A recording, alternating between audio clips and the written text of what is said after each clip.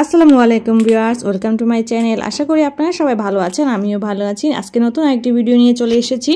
আজকে আমি আপনাদেরকে একটি ভিন্ন ধরনের ডেজার্ট তৈরি করে দেখাবো। এটা হচ্ছে সাবুদানার কাচের পায়েস। প্রথমে আমি কিছু সাবুদানা নিয়ে এটাকে খুব ভালোভাবে ধুয়ে আমি ভিজিয়ে দিয়েছি।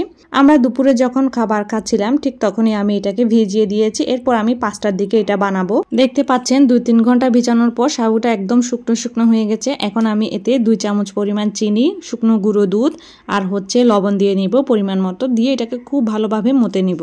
আপনি যখন সাবুদানাটাকে ভিজাবেন তখন কিন্তু খুব বেশি অতিরিক্ত পরিমাণে পানি দিয়ে ভেজাতে যাবে না, তখন কি হবে এটাতে পানি পানি থাকবে।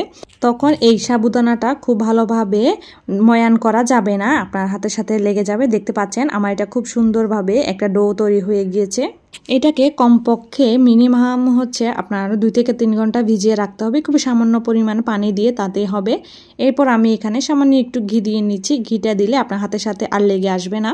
এই ভিডিওর মাঝখানে আমি আপনাদেরকে বলে দিচ্ছি, আপনারা আমার পেজটাতে লাইক, কমেন্ট, শেয়ার করবেন আপনার ফ্রেন্ডস এবং ফ্যামিলির সাথে, যদি আমার এই রেসিপিগুলো আপনাদের ভালো লেগে থাকে।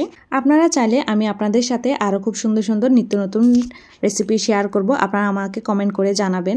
এখন আমি হাতে একটু ঘি মেখে নিয়েছি। আমি একটা গাওয়া ঘি ইউজ করছি, আর যে প্লেটটাতে রাখবো সেখানেও আমি একটু ঘি মেখে নিয়েছি। এখানে আমি ছোট ছোট করে লেচি কেটে নিয়ে আমি এটাকে হাতের মাধ্যমে বল করে নিয়েছি।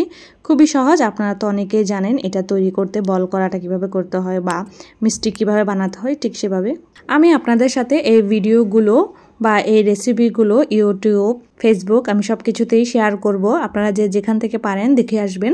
নামটা একই, ফারজানা করিম ব্লগ। আপনারা ইউটিউবে সার্চ দিলে একই নামেই পাবেন, ফেসবুকে একই নামেই পাবেন।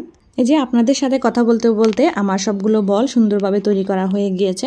এখন আমি এখানে আধা লিটার লিকুইড দুধ দিয়ে নিয়েছি, আর নিয়েছি এখানে আমি চিনি, একটু লবণ, 2টা তেজপাতা আর 2টো এলাচ দিয়ে আমি এটাকে কিছুক্ষণ জাল করে নিব। আর আপনারা এখানে চাইলে টেস্টের জন্য একটু গুঁড়ো দুধ ইউজ করতে পারেন, সেক্ষেত্রে স্বাদটা আরও বেড়ে যাবে। এই দুধটাকে যখন একটু জাল করে নিয়ে দুধটা ঘন হয়ে যাবে, ঠিক তখনই আমি যে বলগুলো তৈরি করেছিলাম এই বলগুলো আমি এখানে দিয়ে দিব। দেখতে পাচ্ছেন আমার বলগুলো খুবই সুন্দর হয়ে গিয়েছে, বা প্লেটের সাথে বা একটার সাথে একটাও লেগে আসেনি। এখন আমি এটা এখানে দিয়ে আমি 5 থেকে 10 মিনিট জাল করে নিব। জাস্ট যতটুকু এগুলো ফুটতে সময় লাগে ঠিক অতটুকুই, অতিরিক্ত বেশি পরিমাণে জাল দেওয়া যাবে না। আপনারা দেখলেই বুঝে যাবেন এটা 10 থেকে 20 মিনিট এটা সেদ্ধ করার পরে আপনারা কালারটা দেখে বুঝতে পারবেন এটা হয়েছে কি হয়নি। এটা কালারটা একটু অন্যরকম হয়ে যাবে, তখনই আপনারা চেক করে নেবেন। দেখেন আমি এটাকে সেদ্ধ করে নিয়েছি। সেদ্ধ করার পর এগুলো একটু উপরে ভেসে উঠবে, তখনই বুঝে যাবেন যে আপনার এই রসমালাইটা হয়ে গিয়েছে। এটা সাবুদানার রসমালাইও বলা যেতে পারে। এই রেসিপিটা এখন খুবই ভাইরাল, মানে ট্রেন্ডিং আছে। এটা সাবুদানার কাচের পায়েস নামে পরিচিত। আপনারা চাইলে আমি যেভাবে তৈরি করছি ঠিক এইভাবে বাসায় তৈরি করতে পারবেন। দেখেন আমার এটা হয়ে গিয়েছে। এখন আমি এটাকে সার্ভ করে নিচ্ছি। এখন আমি এই সাবুদানার রসমালাইটাকে সার্ভ করার জন্য কাচের একটা বাটি নিয়ে নিয়েছি, যেগুলো আমি খুব শখ করে মেলা থেকে নিয়েছিলাম। আমার তো খুবই পছন্দ এই প্লেটগুলো। এখন আমি আপনাদেরকে এইটা তুলে দেখাচ্ছি। দেখেন এটা কি পরিমাণে সফট হয়েছে। এটা আপনারা ফ্রিজে রেখে একটু ঠান্ডা করে খেলে খুবই ভালো লাগবে।